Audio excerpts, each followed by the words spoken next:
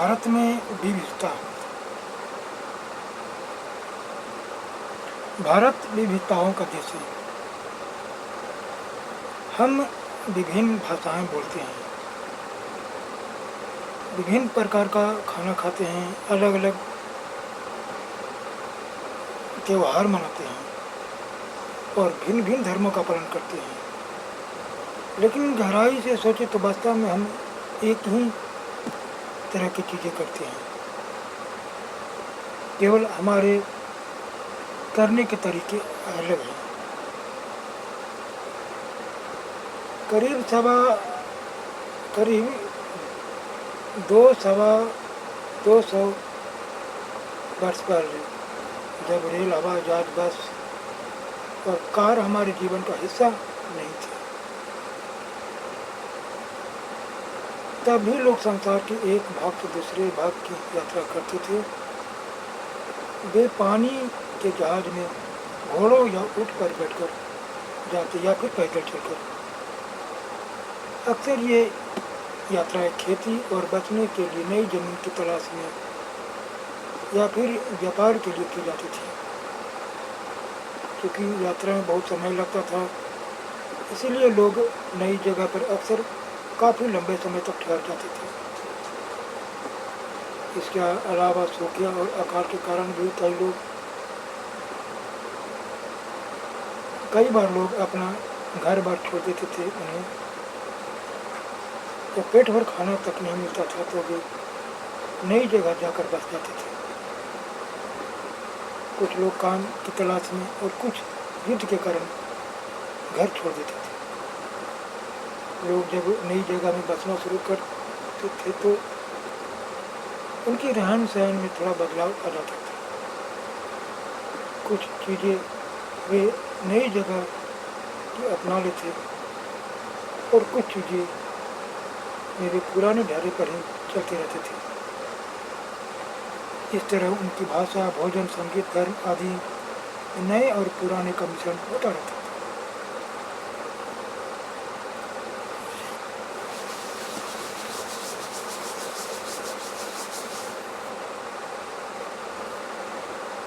उनकी संस्कृति और नई जगह की संस्कृति में आदान प्रदान होता और धीरे धीरे एक मिश्रित यानी मिली जुली संस्कृति होती है। अलग अलग क्षेत्रों के इतिहास से पता चलता है कि किस तरह विभिन्न सांस्कृतिक प्रभावों ने वहाँ के जीवन और संस्कृति को आकार देने में योगदान दिया। इस तरह से कई क्षेत्र अपने विशिष्ट इतिहास के कारण विविधता संपन्न हो जाते थे। ठीक उसी तरह लोग अलग अलग तरह की भौगोलिक स्थितियों में सामंजस्य बिठाते थे, उससे भी विविधता उत्पन्न होती थी। उदाहरण के लिए समुद्र के पास रहने में और पहाड़ी इलाकों में रहने में बड़ा फर्क है। न कि वहाँ के लोगों के कपड़ों और खान पान की आदतों में फर्क होगा, बल्कि जिस तरह का काम लोग करेंगे वे भी अलग होंगे। शहरों में अक्सर लोग यह भूल जाते हैं कि उनका जीवन उनके भौतिक वातावरण से किस तरह गहराई से जुड़ा हुआ है।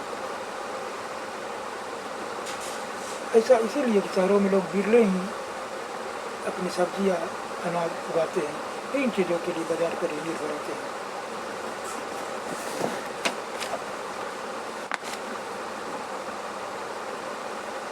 अब हम लोग भारत के दो भागों लद्दाख और केरल के उदाहरण के जरिए यह समझने की कोशिश करेंगे कि किसी क्षेत्र की विविधता पर उसके ऐतिहासिक और भौगोलिक कारकों का क्या असर पड़ता है। जहाँ केरल और लद्दाख की भौगोलिक स्थिति एक दूसरे से बिल्कुल अलग है, वहीं दोनों क्षेत्रों के इतिहास में एक ही प्रकार के सांस्कृतिक प्रभाव है। दोनों इन क्षेत्रों को चीन और अरब से आने वाले व्यापारियों ने प्रभावित किया। जहाँ केरल की भौगोलिक स्थिति ने मसालों की खेती संभव बनाई, वहीं लद्दाख की विशेष भौगोलिक स्थिति और उन्होंने व्यापारियों को अपनी ओर खींचा। इस तरह पता चलता है कि किसी भी क्षेत्र के सांस्कृतिक जीवन का उसके इतिहास और भूगोल से गहरा रिश्ता है। विविध संस्कृति का प्रभाव केवल बीते हुए कल की बात नहीं है। हमारे वर्तमान जीवन का आधार ही काम के लिए एक जगह से दूसरी जगह जाना है। हर एक कदम के साथ हमारी सांस्कृतिक रीति रिवाज और जीने की तरीका धीरे धीरे उस नए क्षेत्र का हिस्सा बन जाते हैं जहाँ पहुँचते हैं। ठीक इसी तरह अपने पड़ोस में हम अलग अलग समुदायों के लोगों के साथ रहते हैं। अपने रोज़मर्रा के जीवन में हम मिलजुल कर काम करते हैं और एक दूसरे की रीति रिवाज और परंपराओं में घुल मिल जाते हैं। विविधता में एकता। भारत की विविधता या अनेकता को उसकी ताकत का स्रोत माना गया है। जब अंग्रेजों का भारत पर राज था तो विभिन्न धर्म, भाषा और क्षेत्र की सेनाओं और पुरुषों ने अंग्रेजों के खिलाफ मिलकर तो लड़ाइयाँ हुई थी। भारत के स्वतंत्रता संग्राम में अलग अलग परिवेशों के लोग शामिल थे। उन्होंने एकजुट होकर आंदोलन किया, इकट्ठे जेल गए और अंग्रेजों का अलग अलग तरीकों से विरोध किया। अंग्रेजों ने सोचा था कि वे भारत के लोगों में फूट डाल सकते हैं क्योंकि उनमें काफ़ी विविधता और इस तरह का राज चलता रहेगा। मगर लोगों ने दिखला दिया कि वे एक दूसरे से चाहे कितने भी हों, अंग्रेजों के खिलाफ लड़ी जाने वाली लड़ाई में वे सब एक थे।